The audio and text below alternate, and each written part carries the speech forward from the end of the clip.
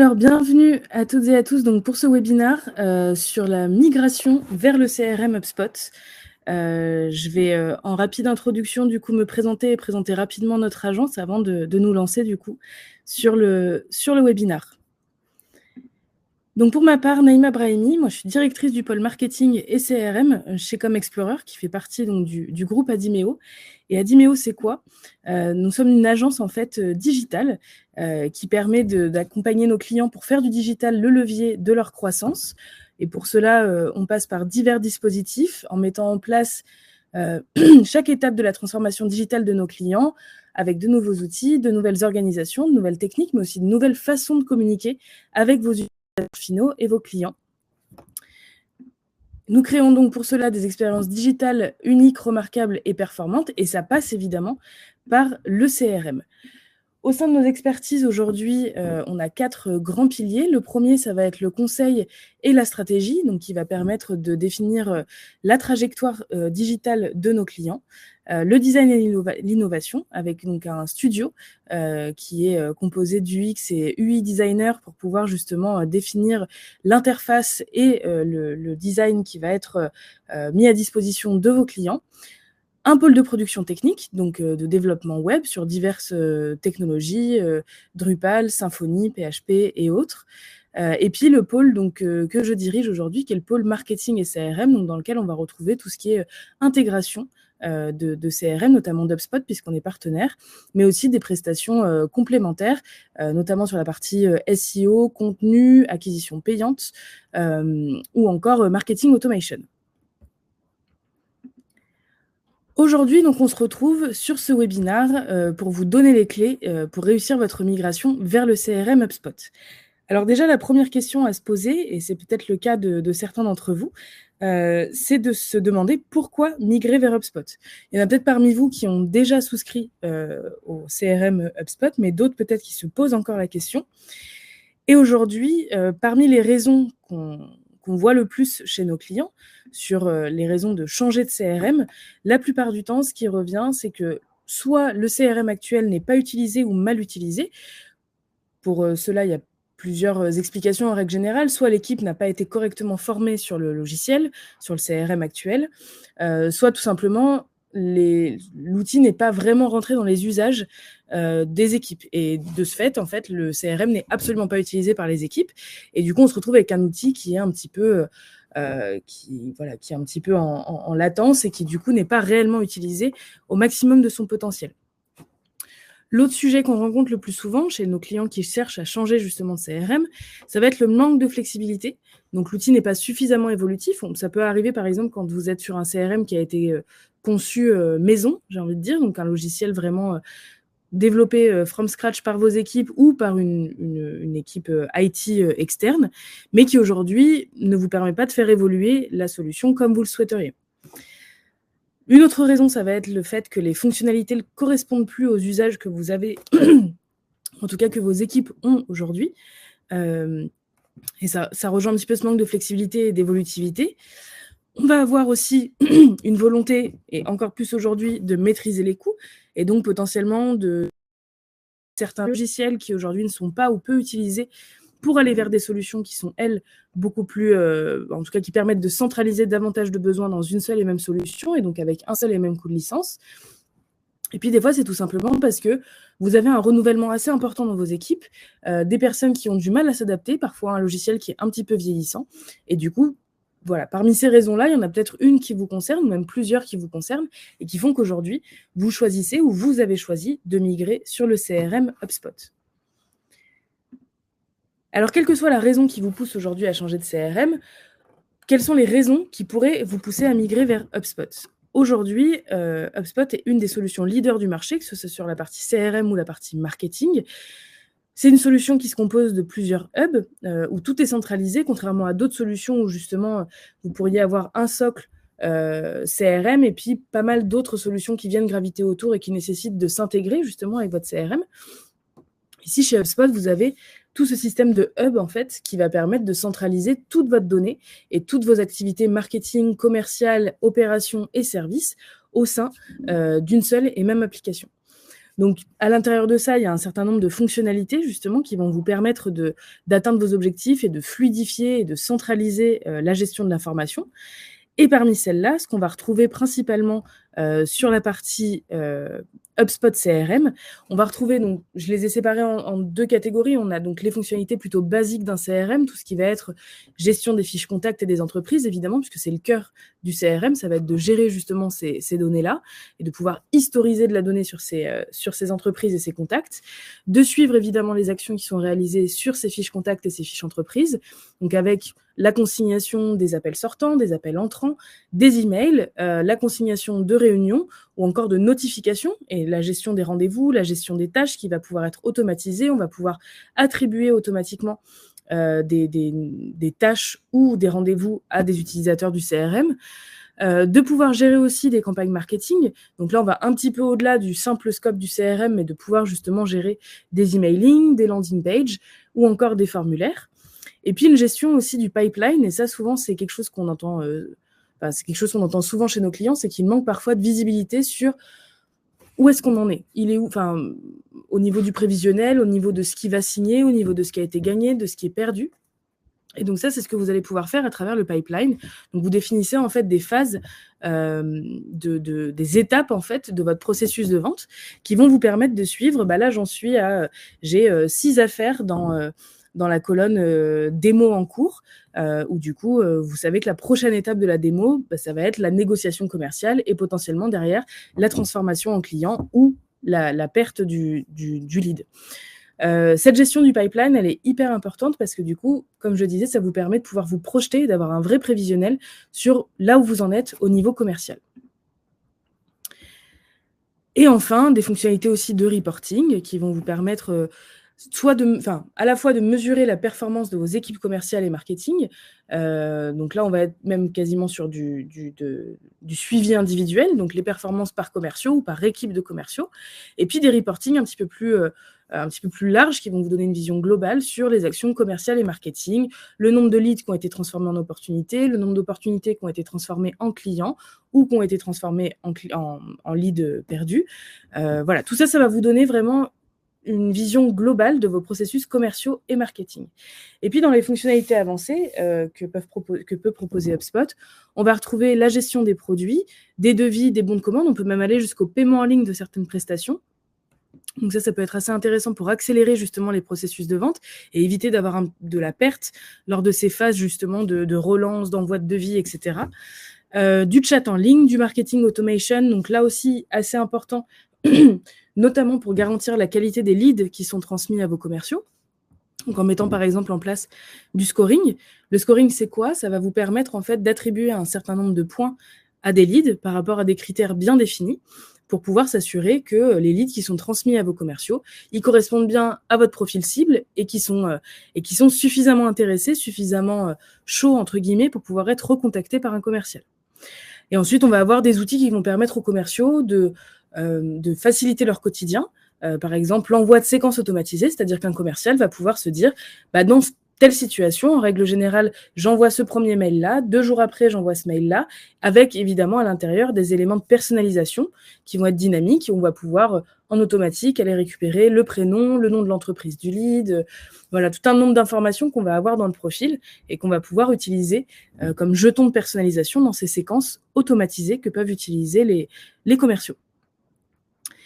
Et puis d'autres fonctionnalités, le suivi des performances des équipes, le service client qui peut aussi être intégré dans HubSpot, qui est une brique en fait native du CRM, et puis l'intégration évidemment avec d'autres plateformes. Si vous avez des outils que vous utilisez en interne mais que vous ne souhaitez pas rebasculer vers HubSpot, vous pouvez évidemment vous interfacer avec ces outils-là. N'hésitez pas à poser vos questions dans le chat, j'y répondrai du coup à la fin du webinaire.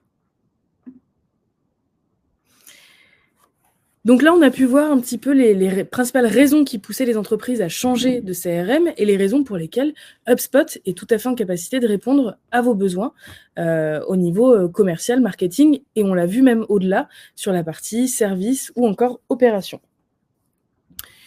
Dans la deuxième partie de ce webinaire, on va aborder les étapes d'une migration réussie. Parce qu'une fois que vous avez choisi votre CRM, il va falloir potentiellement migrer votre existant vers HubSpot. Soit vous êtes effectivement en démarrage d'activité, et dans ce cas-là, c'est une très bonne initiative de prendre HubSpot dès le départ, parce que du coup, ça va vous permettre de structurer vos processus dès la création de votre entreprise.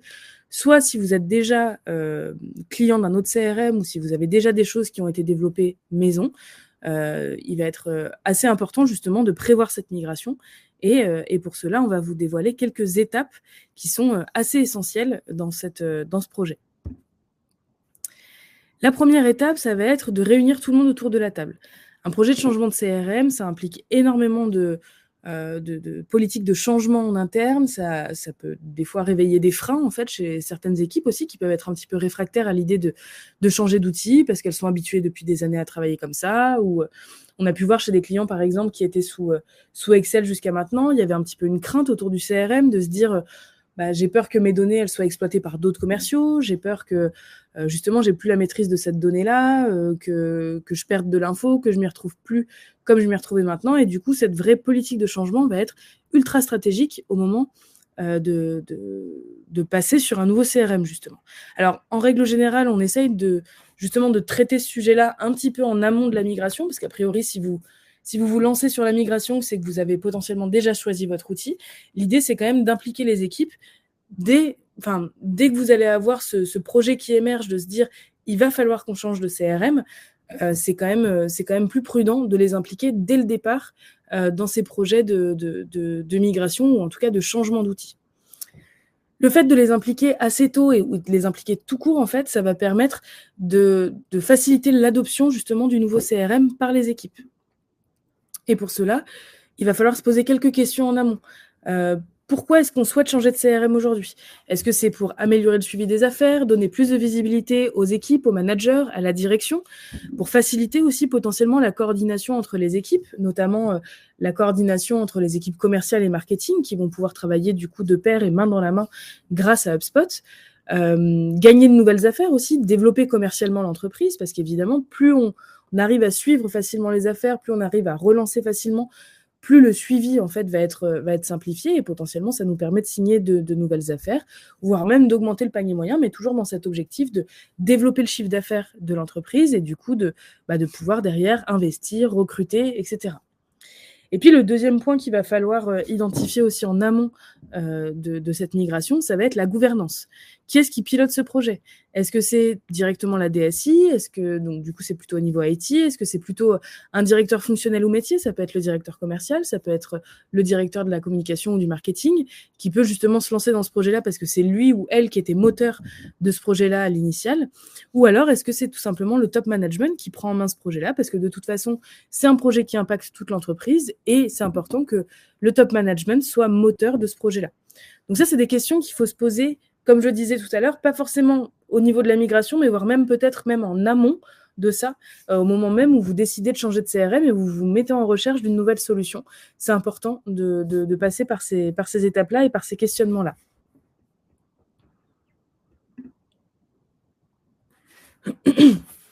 La deuxième étape, ça va être de bien comprendre et de lister les besoins et les processus de vos métiers et de vos équipes. Pourquoi? Parce que tout simplement, ces processus-là, on va pouvoir les retrouver sur le CRM demain. Je parlais tout à l'heure des pipelines. Peut-être que dans vos équipes commerciales, par exemple, tout le monde n'utilise pas les mêmes phases de processus de vente parce que certains commerciaux vont être sur des produits différents, vont être sur des services différents. Et du coup, peut-être que pour certaines ventes, il y a besoin de faire une démo. Peut-être que pour d'autres, il y a besoin de faire un rendez-vous physique. Tout ça, c'est des étapes de pipeline qui vont pouvoir être modifiées. Mais pour les modifier et les personnaliser sur HubSpot, il va falloir les définir en amont.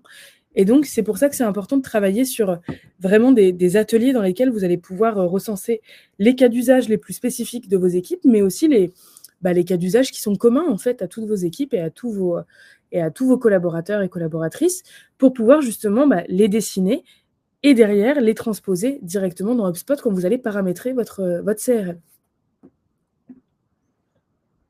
La troisième étape, justement, ça va être donc de personnaliser ce CRM. Donc, dans HubSpot, vous avez quand même une capacité de personnalisation et de personnalisation qui est assez importante, que ce soit au niveau des propriétés, au niveau des pipelines, comme je le disais, au niveau des processus, au niveau de l'automatisation. Ça, vous allez évidemment avoir énormément de possibilités sur ce champ-là. Quand je parle de workflow, ça va être tout ce qui va être automatisation. Donc, par exemple, on peut avoir de l'automatisation externe, là qui va être plutôt côté marketing, où vous allez justement pouvoir diffuser de l'information à vos cibles en fait de façon automatisée et personnalisée, ce qui fait que ça vous décharge aussi d'une certaine partie de l'animation de votre réseau de prospects et de clients. Et puis, il peut y avoir aussi de l'automatisation en interne. Imaginons, vous recevez un nouveau lead en provenance de votre formulaire de contact sur le site. Qu'est-ce qui se passe une fois qu'il arrive sur le CRM, ce contact? Est-ce qu'il faut envoyer une notification automatique à un commercial? Est-ce qu'il faut l'attribuer du coup automatiquement à un commercial? Dans combien de temps on le rappelle? Du coup, on se crée une note, on se crée un rappel pour pouvoir justement reprendre contact avec ce lead-là. Enfin voilà, c'est toutes ces choses-là qu'il va falloir sur lesquelles il va falloir s'aligner pour pouvoir justement personnaliser au mieux et adapter au mieux HubSpot à vos usages et à ceux de vos équipes. Ici, donc sur HubSpot, vous avez un certain nombre, donc comme je le disais, d'éléments qui vont pouvoir être personnalisables.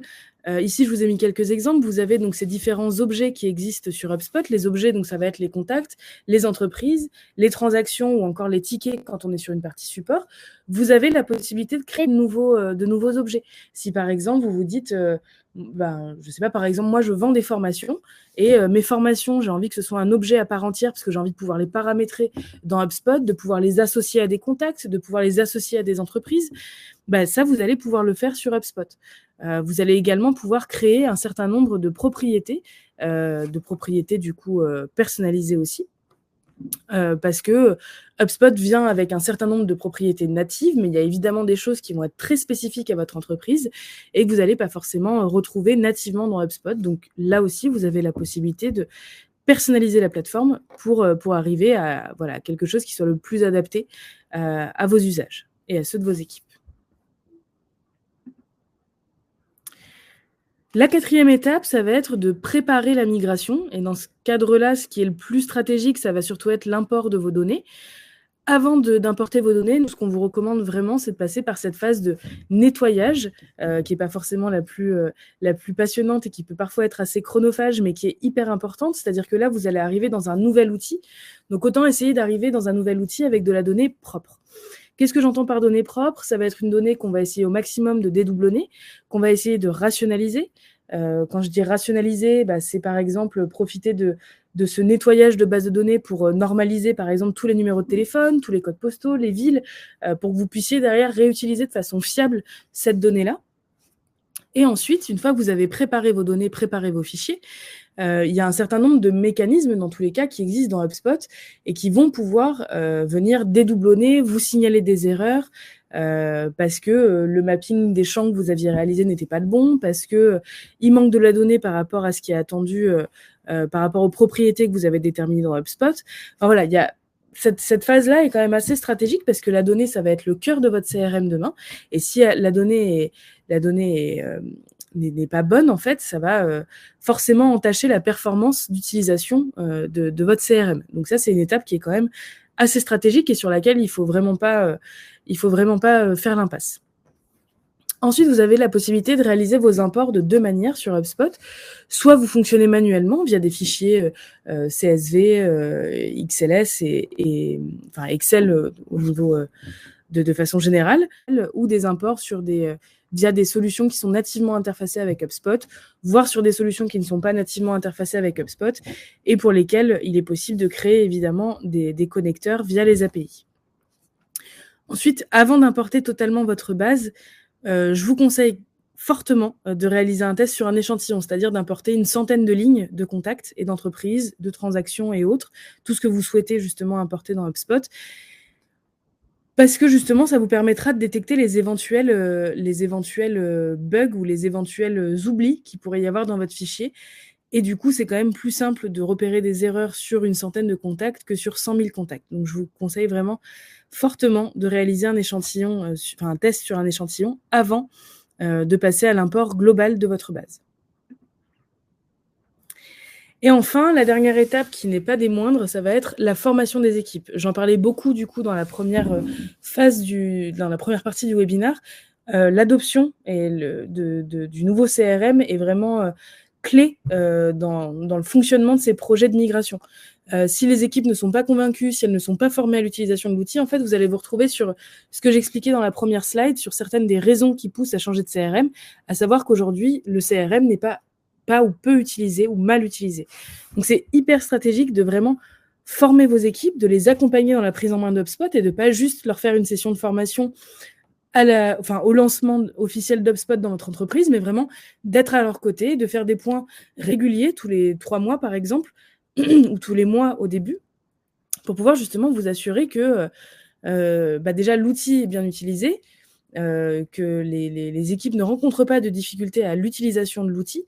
Donc ça, c'est vraiment, enfin voilà, si c'est le conseil à garder vraiment en tête de cette présentation, c'est vraiment de se dire qu'une fois qu'on a lancé le CRM, c'est vraiment important de rester au contact des équipes et de pouvoir justement leur apporter votre soutien et de pouvoir éventuellement faire évoluer le CRM dans une direction nouvelle si vous vous rendez compte que, par exemple, certains besoins n'avaient pas été pris en compte, si vous vous rendez compte que il y a des usages qui évoluent parce que peut-être vos clients évoluent, parce que les produits que vous vendez évoluent ou les services que vous proposez évoluent. Enfin voilà, faut garder en tête que un CRM, ça ne doit pas rester figé et que c'est vraiment un outil qui est au plus proche de la vie commerciale et marketing de votre entreprise et donc qui, du coup, doit être adapté et challengé régulièrement au niveau de son utilisation et de ses usages. Si vous avez des questions, n'hésitez pas. On va arriver du coup sur la fin de cette présentation. Juste un petit mot avant de vous quitter donc sur ComExplorer et les différents services qu'on peut vous proposer par rapport à HubSpot et à d'autres prestations annexes. Sur HubSpot, si vous êtes en cours de migration, on est partenaire de la solution, donc on peut vous aider dans justement ce projet de migration, que ce soit au niveau des données, au niveau de l'adoption du CRM en interne. Et puis, comme je disais en introduction, quelques prestations du coup annexes qu'on va fournir avec des experts en interne sur la partie contenu et SEO, donc sur la partie marketing, et puis sur la partie acquisition payante pour gérer et piloter des campagnes publicitaires pour aller justement développer votre activité, acquérir de nouveaux leads et développer votre notoriété. Donc sur la partie HubSpot, comme je disais, voilà, sur la partie intégration CRM et marketing, mais aussi alignement entre les équipes sales et les équipes marketing, on est présent et disponible pour vous accompagner. Je vous laisse donc évidemment utiliser le chat. Emmanuel vous a partagé pas mal de ressources pendant ce webinaire, donc n'hésitez pas à aller y faire un tour. Et puis on a pas mal aussi de ressources disponibles sur notre site au global, que ce soit des livres blancs sur la partie marketing et commercial, qui peuvent évidemment vous intéresser. Donc n'hésitez pas à aller y faire un tour.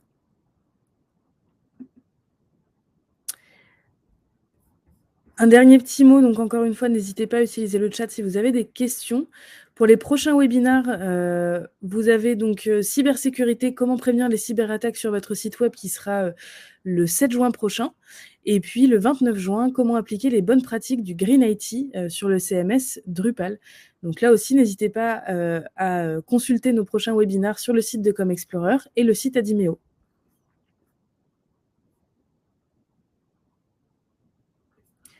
Alors, on a une question de Laura. Nous avons un fichier client sur Excel. Avez-vous un modèle Excel pour faciliter la migration?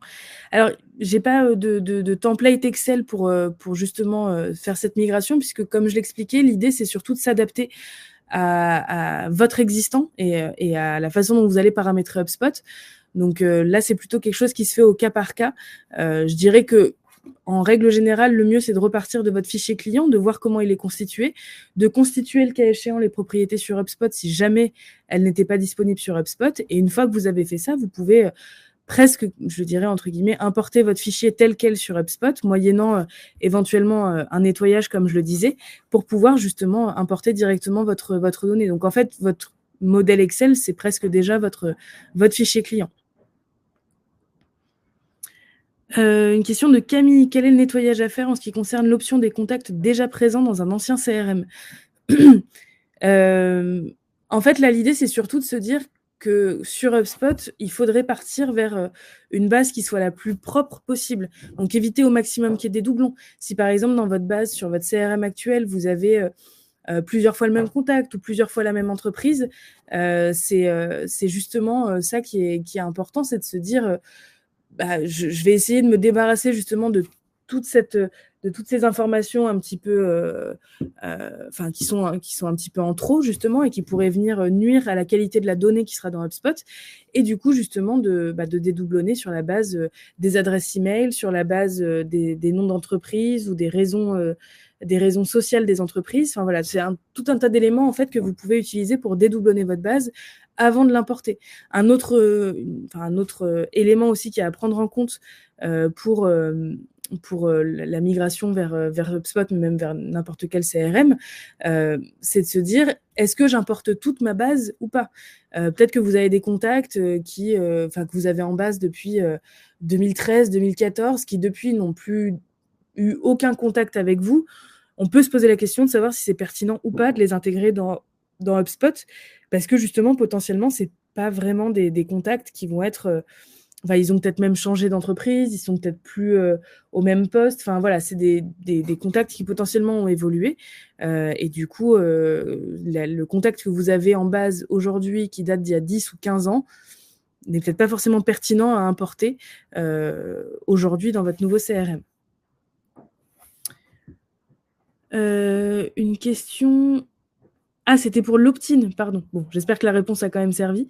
L'opt-in, alors ça, il y a une propriété qui existe dans HubSpot justement qui permet d'importer cette propriété-là et de savoir si justement vos contacts avaient validé un opt-in ou non.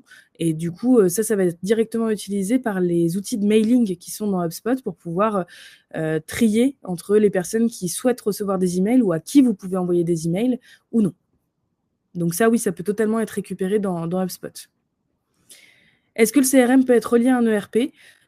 Oui, là je disais, mais il y a un certain nombre d'ERP avec lesquels HubSpot peut se synchroniser nativement. Donc il n'y a pas du tout il n'y a pas de contre-indication à utiliser un ERP en complément d'un CRM. Et du coup, oui, Camille, c'était donc par rapport au RGPD. Sachant que dans HubSpot, il y a un certain nombre aussi d'options par défaut concernant le RGPD. Si vous utilisez par exemple des formulaires, si vous faites passer vos formulaires sur HubSpot, il y a évidemment tout ce qui est notion de consentement, d'intérêt légitime. Ça, c'est des options que vous pouvez tout à fait activer sur HubSpot directement pour pouvoir faciliter justement le traitement de ces données RGPD, des consentements et des opt-in.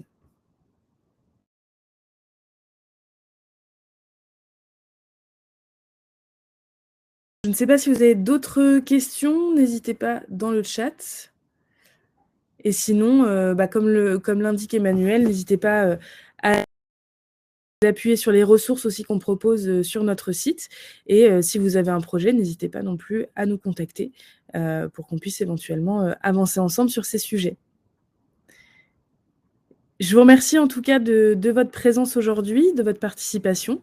Et puis, j'espère vous revoir très bientôt pour d'autres webinars. Merci beaucoup et très bel après-midi à toutes et à tous.